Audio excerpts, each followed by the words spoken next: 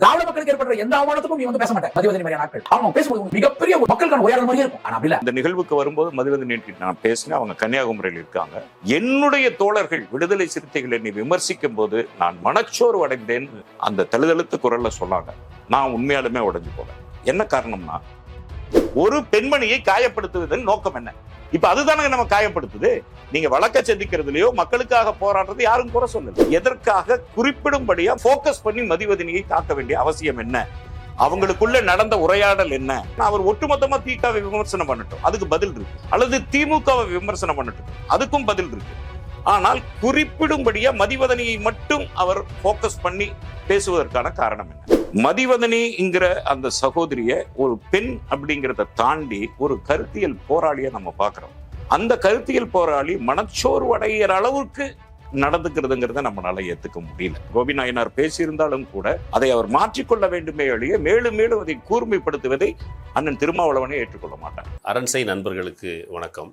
அரண்சை ஊடகம் சுயேட்சையாக இயங்குவதற்காகவே உருவாக்கப்பட்டது. நாம் செய்கிற வேலை உண்மையிலேயே மக்களுக்காக செய்கிறோம் என்பதை நீங்கள் நம்பினால், வாய்ப்பு இருந்தால் இந்த ரேசர் பே கியூஆர் கோடுக்குள்ளே நீங்கள் வந்து அதை ஸ்கேன் பண்ணி எங்களுக்கு உங்களால் இயன்றதை விருப்பம் இருந்தால் ஆதரவு தெரிவிக்கலாம். அரண்சை நேயர்களுக்கு வணக்கம். நான் மதன் அறிவழகன். இன்றைய நமது சிறப்பு விருந்தினர் சிபி சுந்தர், விடுதலை சிறுத்தைகள் கட்சியின் மாநில கொள்கை பரப்பு செயலாளர். நிறைய விஷயங்கள் விவாதிக்க இருக்கிறோம், அவரை வரவேற்கலாம். வணக்கம். வணக்கம். 2-3 நாளா சோசியல் மீடியால ஒரு பெரிய சண்டை போயிட்டு இருக்குது. ஒரு பக்கம் மதிவதனியை விமர்சனம் பண்றாங்க, இன்னொரு பக்கம் கோபி நாயனார் விமர்சனம் பண்றாங்க.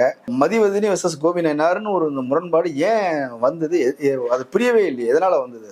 இது உண்மையாலுமே வந்து திகாவை பற்றியோ விடுதலை சிறுத்தைகள் கட்சியினுடைய நோக்கங்கள் பற்றியோ தெரியாதவங்க பண்ற குழப்பங்களா தான் இது இருக்க முடியுமே ஒழிய திகாவுக்கும் விடுதலை சிறுத்தைகளுக்குமான முதல்ல இதை பார்க்கவே முடியாது, பார்க்கவும் கூடாது. காரணம், மதிவதனியினுடைய கடந்த 6 ஆண்டுகளினுடைய செயல்பாடுகளை நம்ம கவனிச்சுக்கிட்டே வரோம். அவர்களுடைய ஒவ்வொரு மேடை பேச்சுகளும், உரைகளிலும், எழுத்துக்களிலும் எந்த இடத்திலும் கூட அவங்க விடுதலை சிறுத்தைகளையோ அம்பேத்கரையோ விட்டு கொடுத்து பேசுனதா வரலாறே கிடையாது.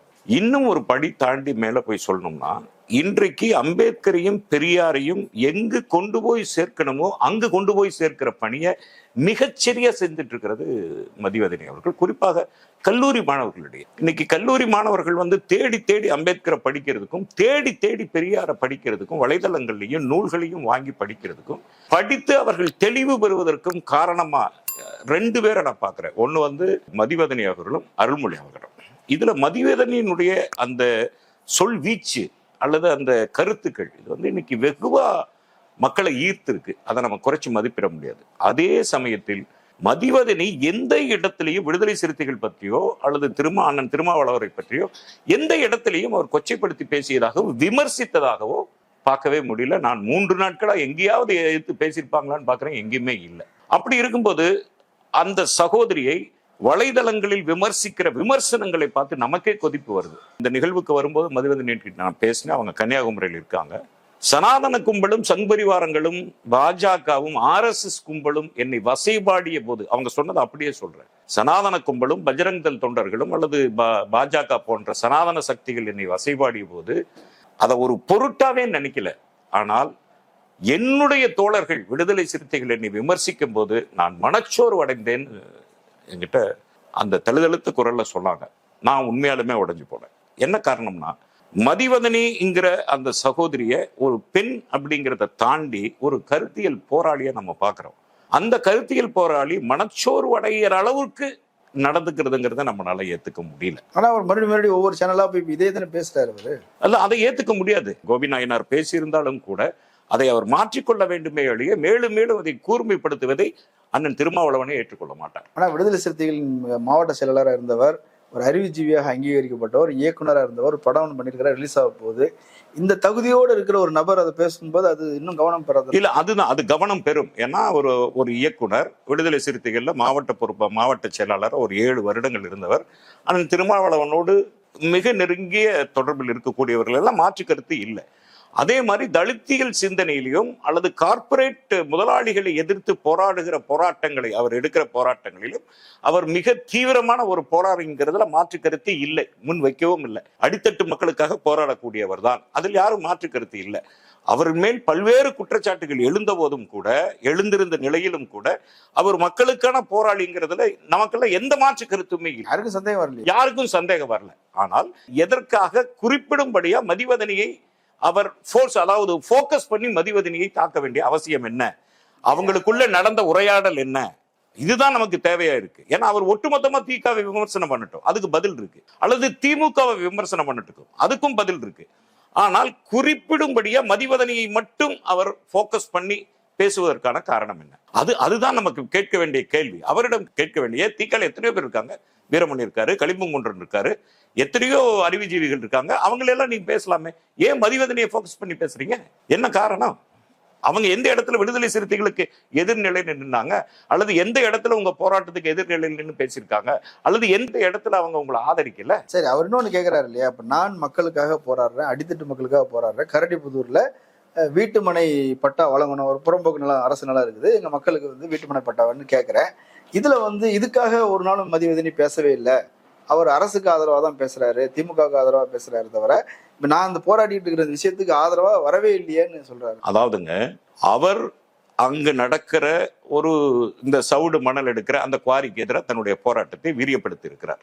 அந்த வீரியப்படுத்தல சிறுத்தைகள், அதிக அளவிலான சிறுத்தைகள் பங்கு கொண்டாங்க, அந்த போராட்டத்திற்கு வலு சேர்த்தாங்க. அவர் ஒரு போராட்டத்தை முன்னெடுக்கும் போது அவ்வளவு சிறுத்தைகள் அங்க சேர்றாங்க அப்படின்னாவே அந்த போராட்டத்தில் விடுதலை சிறுத்தைகளுக்கு உடன்பாடு உண்டுங்கிறதுனாலதான் அங்க வந்து அவ்வளவு அணிதிரட்சி நடக்குது. சரிங்களா? இப்ப விடுதலை சிறுத்தைகளே அந்த போராட்டத்தை வந்து முன்னெடுத்துட்டு இருக்கும் போது இப்ப மதிவதனி வந்து ஆதரவு கொடுக்கணும் அப்படின்னு எதிர்பார்ப்பது எதனால்? அதுதான் என்னுடைய கேள்வி. இப்ப விடுதலை சிறுத்தைகள் எத்தனையோ போராட்டங்களை முன்னெடுத்திருக்கிறோமே, வெற்றி பெற்றிருக்கிறோமே, வழக்குகள் வாங்கியிருக்கிறோமே, திமுக அரசுக்கு எதிராகவே பல போராட்டங்களை நடத்திருக்கிறோமே, அதிமுக அரசுக்கு எதிராகவே போராட்டங்கள் நடத்திருக்கிறோமே, இவ்வளவு கார்பரேட் கம்பெனிகளை நம்ம எதிர்த்திருக்கிறோமே. ஆனால் மதிவதனி வந்து அங்க பேசி ஆகணுங்கிற கட்டாயத்தை ஏன் ஏற்படுத்துறீங்க? அவ்வளவு நெசசிட்டி என்ன? இல்ல மதிவதனி சொன்னா அந்த கார்பரேட் கம்பெனி கேட்ட போறானா? இல்ல, அவங்க என்ன சொல்றாருன்னா, நீங்க நாத்திகம் பேசுறது, சாதி ஒழிப்பு பேசுறது தான் பகுத்தறிவு என்பது பேசிட்டு இருக்கிறாங்க. இயற்கை வள கொள்ளைக்கு எதிராக பேசுறது பகுத்தறிவு தானே அப்படின்னு சொல்றாங்க. அதாவதுங்க, திகாங்கிறது ஒரு பண்பாட்டு புரட்சிக்காக போராடுகிற ஒரு இயக்கம், பெண்களினுடைய விடுதலைக்காக போராடுகிற ஒரு இயக்கம். அது அரசு எடுக்கிற சில முடிவுகளுக்கு அரசுக்கு எதிரான போராட்டங்களை அவங்க எடுத்ததா ஒன்றும் பெரிய வரலாறு நம்ம பார்க்க முடியல. அதே பண்பாட்டு தளத்துல போராடி, அவங்க பண்பாட்டு தளத்துல போராடிட்டு இருக்காங்க, சாதி ஒழிப்புல போராடிட்டு இருக்காங்க, பெண் விடுதலையில போராடிட்டு இருக்காங்க, சமத்துவத்துக்கு எதிராக போராடி இருக்காங்க, சனாதனங்கள் செய்யற சூழ்ச்சியை தோல் இருக்கிறதுல முதன்மையா நின்று வேலை செஞ்சுட்டு இருக்கிறாங்க. இந்த மாதிரி இங்க இருக்கிற அதிகாரத்தோடு அதிகார நெருக்கத்தில் இருக்கிற துறைகள்ல நடக்கிற முறைகேடுகள் அல்லது துறைகளில் நடக்கிற போராட்டங்களுக்கு அவங்க தங்களுடைய பங்களிப்பை ஆற்றினதில்லை. ஆனால் அதனால் ஒட்டுமொத்த பெரியாரிஸ்டுகளும் வந்து இந்த மாதிரி போராட்டங்களை பங்கெடுத்துக்கலன்னு நம்ம சொல்ல முடியாது. ஏன் அண்ணன் ராமகிருஷ்ணன் பங்கெடுத்திருக்காரு, கொளத்தூர் மணியன் பங்கெடுத்திருக்காரு. அப்போ ஒட்டுமொத்த பெரியாரிஸ்டுகளும் பங்கெடுத்துக்கலன்னு ஒட்டுமொத்த திகாவையும் நம்ம குறை சொல்ல முடியாது. இப்ப நீங்க நல்லா கவனிச்சு பாத்தீங்கன்னா, திக எவ்வளவோ மேடைகள்ல எவ்வளவோ விழாக்கள் நடத்தி, பெரியாருக்கான விழாக்கள் நடக்குது, சமூக பண்பாட்டு விழாக்களுக்கு நடக்குது. எந்த விழாவில் திருமாவளவன் புறக்கணிச்சுட்டு அவங்க ஒரு மேடை நடத்திருக்காங்க? அல்லது நமது விடுதலை சிறுத்தைகள் எடுத்திருக்கிற எத்தனையோ மாநாடுகள், எத்தனையோ கூட்டங்கள், அண்ணன் திருமாவளவனுடைய பிறந்த நாள், இதுல திகாவை விட்டுட்டு நம்ம என்னைக்காவது நடத்திருக்கிறோமா? இல்லையே. அப்ப திகாவும் விடுதலை சிறுத்தைகளும் அம்பேத்கர் பெரியாருங்க இருந்த இரண்டு புள்ளிகளை வைத்துத்தான் தங்களுடைய பண்பாட்டு புரட்சியும் கலாச்சார புரட்சியும் அரசியல் புரட்சியும் நகர்த்தி கொண்டு போயிட்டு இருக்குங்கிற அந்த புரிதல் வேணும் இல்லையா? அந்த புரிதல் இருந்தா தானே இந்த தோழமை நீடிக்கும். இப்படி இந்த தோழமையை புரிந்து கொண்டால்தான் இது மாதிரி தனிப்பட்ட தாக்குதல்கள் நடக்கும். சரி, அப்படின்னா பெரியாரிய தோழர்களை விமர்சிக்கவே கூடாது, பெரியாரிஸ்டுகளை விமர்சிக்க கூடாது, திக விமர்சிக்க கூடாது, திமுக விமர்சிக்க கூடாது அப்படின்னா என்னதான் பண்றது? விமர்சனமே இல்லையா அப்படின்னு ஒரு கேள்வி வருது. விமர்சனங்கள் இல்லாத இடமே கிடையாதுங்க. இப்ப திமுக பண்றது எல்லாமே சரின்னு விடுதலை சிறுத்தைகள் ஒத்துக்குதா? திக பண்ற எல்லாமே சரின்னு விடுதலை சிறுத்தை. அப்ப தனித்தனி இயக்கங்களுங்கும் போது அததுக்கான கொள்கைகள், அததுக்கான அஜெண்டாக்கள், அததுக்கான முன்னெடுப்புகள் இருக்கு. அது எல்லாமே ஒத்து போச்சு அப்படின்னா எதுக்கு இன்னொரு கட்சி? எல்லாமே ஒன்னா இருந்துடலாமே. அதை செஞ்சிருச்சுன்னா வீசிக்கிறதுக்கு. இப்போ திமுக செய்கிற அந்த அதிகாரத்திற்கான போராட்டம் வந்தது இல்லையா 1967 அதை திக செஞ்சிருந்ததுன்னா திமுக எதிர்க்கு இல்லையா? அப்ப அதிகாரத்திற்கான தேடலும் அதிகாரத்தினால் சாதிக்க வேண்டிய சில விஷயங்களுக்குமான போராட்டம் வேறு. அதற்கு ஆதரவா இருக்கிற பண்பாட்டு புரட்சிக்கும் கலாச்சார புரட்சிக்கும் அவர்களோடு தோழமையாய் இருந்து செய்கிற புரட்சிகள் என்பது வேறு. இப்ப நான் தலித்துகளுக்கு வீட்டு மனை பட்டா வேணும் அப்படின்னு சொல்லி ஒரு பொது 1600 ஏக்கர் நிலம் என்னமோ இருக்குது போல சொல்றாங்க. அதுல கொஞ்சம் இடத்த தலித்துகளுக்கு வீட்டு மனை பட்டா வேணும் அப்படின்னு சொல்லி நாங்க கேட்கிறோம். ஆனா அந்த இடத்த மணல் அள்ளுறதுக்கு திமுக அரசு கொடுக்குது. இதுதான் பெரியாரிய பார்வையா? அப்ப நீங்க ஒரு முதலாளிக்கு கொடுக்குறீங்க, அவன் மணல் அள்ளி அவன் தொழிற்சாலைக்கு கொண்டு போறான். ஏழைகளுக்கு இதுல என்ன பயன் இருக்குது? நீங்க ரோடுகள் கிராமங்கள் எல்லாம் இணைச்சு ரோடு போடுறது எல்லாமே முதலாளிகளுக்கு சாதகமாக தானே வேலை செய்யறாங்க. அப்ப அப்படி இருக்கும்போது அது தன்னை பெரியாரிய வழிவந்த ஒரு கட்சின்னு சொல்றது எப்படி ஏத்துக்க முடியாது? ஒரு திராவிட பாசிசம் அப்படிலாம் சொல்றாரு. அதாவது கள நிலவரம் என்னன்னா, இப்ப தலித் மக்கள் குடியிருக்கிற பகுதிக்கும் அந்த மணல் அள்ளும் பகுதிக்கும் ஏறக்குறைய 3 கிலோமீட்டர் 3.5 கிலோமீட்டர். அவ்வளவு தூரமா? அவ்வளவு தொலைவு இருக்கு. இதே பிரச்சனையை தலைவர் திருமாவளவன் கலெக்டர்கிட்ட பேசும்போது, தலித் மக்கள் இருக்கிற பகுதிக்கு பட்டா கொடுப்பதற்கு நாங்கள் தயாராக இருக்கிறோம். கலெக்டர் ஒத்துக்கிட்டார். இது மட்டும் இல்ல, இன்றைக்கு தமிழ்நாடு முழுவதும் கடந்த 2 வாரங்களுக்கு முன்பாக ஒரு அரசாணை வெளியிடப்பட்டது. 3 வருடங்கள் ஒரு பகுதியில் ஒரு தலித் வாழ்ந்திருந்தால் அவனுக்கு அந்த இடத்துக்கு பட்டா போட்டு கொடுங்கன்னு அரசு வெளியிடு. ஏன் அதிமுக அரசு இது செய்துதா? இப்ப திமுக அரசு பண்ணுதுங்கும் போது ஏன் பண்ணுது? அது ஒரு தோழமை உணர்வோடு பண்ணுது. இன்னொன்னு, அந்த ஒடுக்கப்பட்ட மக்களுக்கான ஆதரவு கரம் நீட்டுவதில் திமுக அரசு முன்னோடி தான் இருக்கு. அதை நம்ம மறுப்பதற்கு இல்லையே. இன்னைக்கு எத்தனையோ இடங்கள்ல தலித் மக்களுக்கு பட்டா நேரடியா காணொலியில் ஒரு காட்சி பார்த்தோமே. ஒருத்தன் 10 ஏக்கருக்கு எனக்கு பட்டா கொடுங்கன்னு நிற்கும் போது திருவள்ளூர் கலெக்டர் உங்களுக்கு எல்லாம் தர முடியாது அப்படின்னு சொல்லி தலித் மக்களுக்கு கொடுப்பதை நம்ம திருவள்ளூர்ல நேரடியா பார்த்தோமே. ஆக முரண்பாடுகள் இல்லாம ஒரு மாற்று கட்சி இருக்க முடியாதுங்க. முரண்பாடுகளை கூர்மைப்படுத்துவதுன்னு ஒண்ணு இருக்கு. அப்படி கூர்மைப்படுத்த கூடாது, சுட்டி காட்டலாம். இப்ப திமுக செய்வது அத்தனையும் சரி நம்ம வாதாட வரல. திமுக செய்தாலும் அதை சுட்டி காட்டுவது என்பது ஒரு தோழமையினுடைய கடமை. அதை விடுதலை சிறுத்தைகள் இன்னைக்கும் சரியாதான் பண்ணிட்டு இருக்கோம். அப்படி தீகா இதுல கலந்துக்கலங்கிற ஆதங்கம் இருக்கு இல்லையா? தீகாவினுடைய அஜெண்டாவில் அது இல்ல. தீகாவினுடைய அஜெண்டால அதிகாரத்தை எதிர்க்கக்கூடிய ஒரு அஜெண்டா அவங்களுக்கு இல்ல. அவங்க பண்பாட்டு தளத்துல புரட்சி செய்யறாங்க, கலாச்சாரத்துல புரட்சி செய்யறாங்க. இந்த மொழி திணிப்பு வரும்போது அந்த மொழி திணிப்பை எதிர்த்து பேசுறாங்க. இதுவும் தானே ஒரு சமூகத்துக்கு தேவை. அது ஒரு வேலை பிரிவினை தானே. அது ஒரு வேலை பிரிவு தானே. இது சமூகத்துக்கு தேவை இல்லையா? இந்த இடத்துல தீகா வரல, கம்யூனிஸ்ட் வரல அப்படின்னு நம்ம பேச முடியாது. நெய்வேலியில கம்யூனிஸ்ட் சண்முகம் போராடும் போது அவரையும் தான் கைது பண்ணாங்க. அப்ப ஒரு ஆட்சின்னு வரும்போது ஆட்சியினுடைய முதன்மை காரணியே லா அண்ட் ஆர்டர், சட்டம் ஒழுங்கு. அந்த சட்டம் ஒழுங்கு எதுக்கு? 2 தரப்பிலும் அசம்பாவிதங்கள் நடந்துவிடக் கூடாது, போராடுறவனும் பாதிக்கப்படக்கூடாது, அவனும் பாதிக்கப்படக்கூடாதுங்கிறதுனாலதான் லா அண்ட் ஆர்டர்னு வச்சிருக்கான். அந்த லா அண்ட் ஆர்டர் பிரகாரம் கைது நடவடிக்கை இருக்கத்தான் செய்யும். ஆனா நான் ஒரு தலித்து ஒடுக்கப்பட்ட மக்களுக்காக வர்றேன், அப்போ நீங்க என்ன என் மேல இப்படி வழக்கு போடுவீங்க அப்படின்னு வழக்க சந்திக்கணுங்க. திமுக எடுக்கிற முடிவு இறுதி ஆயிருமா? ஒருவேளை திமுக எடுக்கிற முடிவு இறுதி, அது நீதிமன்றத்துக்கு போகும். அப்ப நீங்க நீதிமன்றத்துக்கு எப்ப போவீங்க? காவல்துறை என் மேல் வழக்கு போட்டால்தான் நான் நீதிமன்றத்துக்கு போக முடியும் இல்லைங்களா? அது உங்களுக்கு ஒரு வாய்ப்பு தானே. அந்த வாய்ப்பை பயன்படுத்துங்க. அந்த வாய்ப்பை பயன்படுத்தி நீதிமன்றத்தில் உங்க முறையீடு சொல்லுங்க. அதுக்கு ஒரு வாய்ப்பை ஏற்படுத்தி கொடுக்குறங்கிற பார்வையில் அந்த வழக்கை பார்க்கலாம்ல. நட்பு சக்தி மேல ஏன் வழக்கு போடுறீங்க? அது ஆரிய பாசிசம் மாதிரி தான், இது திராவிட பாசிசம் அப்படின்ற. இது இப்ப திமுக ஒருத்தன் தப்பு பண்ணிட்டான் வச்சுக்கங்க. திமுக ஏதோ ஒரு இடத்துல தப்பு பண்ணிட்டான், அவன் திமுகங்கிறதுனால விட்டுற முடியுமா? வழக்கு போட்டிருக்காங்க, எவ்வளவு வழக்குகளை போட்டிருக்காங்களே. திமுக எம்எல்ஏக்கு சொந்தக்காரர் ஒரு தப்பு பண்ணிட்டாருன்னா திமுக காரர் அதனால விட்டுற முடியுமா? அது வேறு, இது வேறுங்க. திமுக வழக்கு தொடுக்குதுன்னா அந்த வழக்கை சந்திக்க வேண்டும். ஏன் திமுகவோட தோழமையில் இருக்கும்போது இவர் ஒருத்தர் மேல மட்டும் தான் வழக்கு போட்டிருக்காங்களா? எத்தனை வழக்குகள் விடுதலை சிறுத்தைகள் மேல எத்தனை வழக்குகள் இருக்கு? ஆனா அத்தனை வழக்குகளுக்கும் ஒவ்வொருத்தரும் இப்படி புலம்பிட்டு இருக்காங்களா?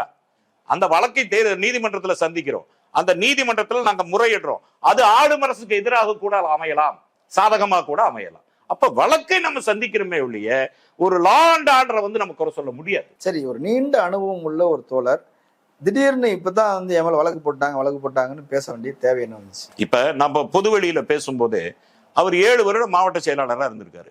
அந்த 7 வருடம் இந்த பிரச்சனையே அவர் இவ்வளவு தூரம் எடுத்துட்டு போகல. மாவட்ட செயலாளர் இருக்கும்போது நிறைய வழக்கு வந்திருக்கும். மாவட்ட செயலாளராக இருக்கும்போது இந்த பிரச்சனையே அவர் கையாளல. ஏன் இப்ப கையாள வேண்டிய சூழல் ஏன் வந்தது? எதுக்காக வந்தது? இல்ல சொல்றேன். அப்ப உங்களுக்கு 7 வருடம் கொடுத்திருக்கு, மாவட்ட செயலாளரா இருந்திருக்கீங்க. அந்த 7 வருடம் அந்த போராட்டத்தை கையில் எடுக்காம இப்ப வீரியப்படுத்துவது சரி, அதுக்கு ஒரு காலகட்டம். இது இப்ப வீரியப்படுத்தினா திமுக அரசு தோழமை கட்சி நமக்கு அனுசரணையா இருக்கும், அல்லது நீதிமன்றத்துக்கு செல்வதான வாய்ப்பை ஏற்படுத்தி கொடுக்கும் அப்படிங்கிற நிலைமையில கூட இப்ப போராட்டத்தை கையில் எடுத்திருக்கலாம். இங்க எதற்கு மதிவதனி? அதுதான் நம்ம கேள்வி. ஒரு பெண்மணியை காயப்படுத்துவதன் நோக்கம் என்ன? இப்ப அதுதானே நம்ம காயப்படுத்துது.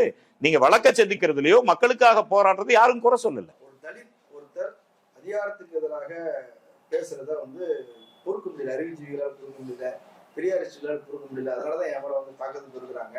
நான் பெரியார் விருதை நான் திருப்பி தர போறேன், நாளைக்கு நான் பெரியாரிஸ்டுகள் கொல்லப்படலாம் பேசுறாருல்ல.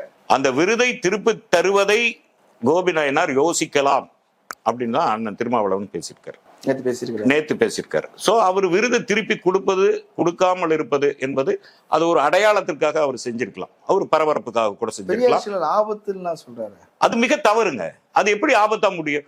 எழுச்சி தமிழர் திருமாவளவனுக்கு இல்லாத ஒரு பார்வை அவருக்கு வந்துருச்சா? தீகா கட்சி ஆபத்துன்னு சொன்னா எல்லா மேடைகளையும் ஏத்து தீகா கூட்டு பக்கத்துல உட்கார வச்சுக்கிறாரு. தீகா ஆபத்தான கட்சி, தீகாங்கிறது ஒரு பாசிஸ்ட் கட்சிங்கிறீங்க. எப்படி இருக்கும்போது எப்படி திருமாவளவன் தோழமையோடு இருக்காரு? பாசிஸ்டுகளை ஆதரிக்கணும்னா பாஜக திருமாவளவன் ஆதரிச்சிருக்கணும். ஏன் தீகாவை ஆதரிக்கிறாரு? அல்லது தீகா ஏன் விடுதலை சிறுத்தைகளை ஆதரிக்குது? அது அல்ல.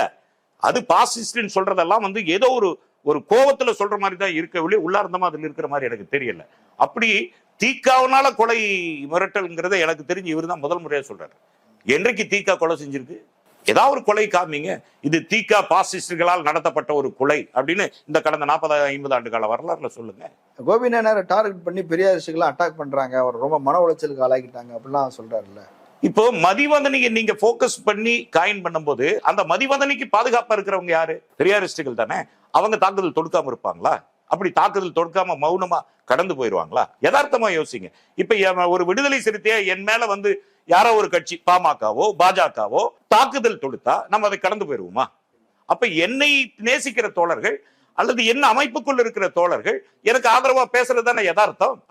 அப்படி மதிவதனிக்கு ஆதரவா திகாக்காரங்க பேசுறதோ அல்லது ஜனநாயக சக்திகள் பேசுறதோ அல்லது விடுதலை சிறுத்தைகளே பேசுறதே கூட அது எப்படி எதிர்ப்பா இருக்க முடியும்? அது எதிர்ப்பா இருக்க முடியாது. இன்னொன்னு, பெண்கள் விடுதலை பற்றி பேசுகிற விடுதலை சிறுத்தைகள் 5 கொள்கைகளில் ஒரு கொள்கையாக இருக்கிற பெண்கள் விடுதலைங்கும் போது அந்த பெண்களுக்கான பாதுகாப்பை கொடுக்க வேண்டியது நமது கடமை. போக்கஸ் பண்ணி தாக்குறதுங்கிறது அதை நாம் ஏற்றுக்கொள்ளவே முடியாது, ஏற்றுக்கொள்ளக்கூடாது. சரி, ஆனா இன்னொன்னு சொல்றாருல்ல, அந்த இயற்கை வளங்கள் கொள்ளையடிப்பதுன்னு பேசுறாரு. நாம் தமிழர்காரங்க பேசுறத பார்த்துருக்கிறோம், சுற்றுச்சூழல்வாதிகள் இந்த மாதிரி பேசுறத பார்த்துருக்கிறோம். இப்படி இயற்கை வளங்கள் எல்லாமே கார்பரேட்டுகளுக்காக போகுது, மணல் அள்ளுறது எல்லாமே கார்பரேட் போகுது, ரோடு போடுறது எல்லாமே கார்பரேட் போகுது. இது எல்லாமே இந்த திட்டங்கள் எல்லாமே வேண்டாத திட்டங்கள் என்பது போல ஒரு கருத்தை உருவாக்குறாரு இல்லையா? நம்ம யதார்த்தத்தை பேசணும்னா இயற்கை வளங்களை கொள்ளையடிப்பது என்பதை யாராலையும் நம்ம ஏற்றுக்கொள்ளல. ஆனால் ஒரு மேம்பாடுங்கிறது எங்க வருது? இப்ப துறைமுகத்திலிருந்து மகாபலிபுரம் வரைக்கும் 15,000 கோடி திட்டத்துல ஒரு விரிவுச்சாலை போடுறாங்க. இதுக்கு மண் எங்கிருந்து வரும்? ஏதோ ஒரு இடத்துல இருந்து எடுத்தாகணும், எங்கிருந்தோ எடுத்துதான் ஆகணும். ஆனா நம் கூறுவது என்னன்னா, அந்த எடுக்கப்படுகிற இடத்தில் மக்கள் பாதிக்கப்படக்கூடாதுன்னு நினைக்கணும். ஆனா இதெல்லாம் பாதிக்கப்படலன்னு தானே சொல்றாங்க. 3 கிலோமீட்டர் தள்ளி தானே. இப்ப 8 அடி சாலை, அந்த 8 அடி சாலை சென்னையிலிருந்து பெங்களூருக்கு போடும்போது, அதிமுக காலத்துல போடும்போது அங்கே விவசாய நிலங்கள் பாதிக்கப்படுகிறது அப்படிங்கிறதுக்காக நம்ம போராட்டத்தை விரிவுபடுத்துறோம். இப்ப தூத்துக்குடி ஸ்டெர்லைட் ஆலை, அதனால் அந்த நச்சு புகையினால் கேன்சர் வருகிறது, அது மக்களுக்கான பாதிப்பு, அதை நம்ம எதிர்க்கிறோம். நாகூர் நிலக்கரி கொண்டு கொட்டும் போது அதில் தண்ணீர் பாய்ச்சாததால் அதிலிருந்து வெளியே வருகிற அந்த துகள் பெண்களுக்கான கர்ப்பப்பையில் கேன்சரை உண்டாக்குது, அதுக்கு நம்ம போராடுறோம். இதெல்லாம் விடுதலை சிறுத்தைகளே போராடின போராட்டங்கள். அப்ப ஒரு மேம்பாட்டு திட்டங்களுக்காக மண் எடுக்கும் போது அதை அப்ப மேம்பாடுங்கிறது எப்படி நீங்க பறந்து ரயில்ல போவீங்க? உள்கட்டமைப்பு எப்படி செய்யறது?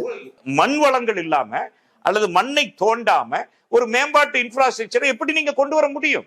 அதுக்கான விஷயம். இப்ப இரும்பா இருந்தாலும் மண்ணில இருந்து தான் எடுத்தாகணும், தண்ணியா இருந்தாலும் மண்ணில இருந்து தான் எடுத்தாகணும், ஜல்லியா இருந்தாலும் மண்ணில இருந்து தான் எடுத்தாகணும். அப்ப இயற்கை வளங்களையே சுரண்டக்கூடாது அப்படின்னா நீங்க பாலம் எப்படி கட்டுவீங்க? எங்க இருந்து வாங்குவீங்க? ஆப்பிரிக்கால இருந்து வாங்குவீங்களா? வீடு எப்படி கட்டுறது?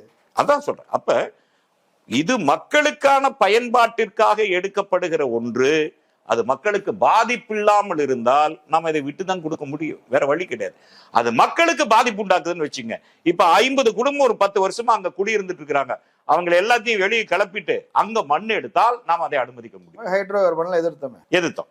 அப்ப மக்களுக்கு பாதிப்பு ஏற்படாத வகையில் ஒரு இடத்துல சவுண்ட் எடுக்கிறாங்க, ஒரு இடத்துல மணல் அள்ளுறாங்க அப்படின்னு சொன்னா அது எப்படி இயற்கை வளங்களை கொள்ளை அடித்து என்ன பண்றாங்க? வெளிநாட்டுக்கு அனுப்புறாங்களா?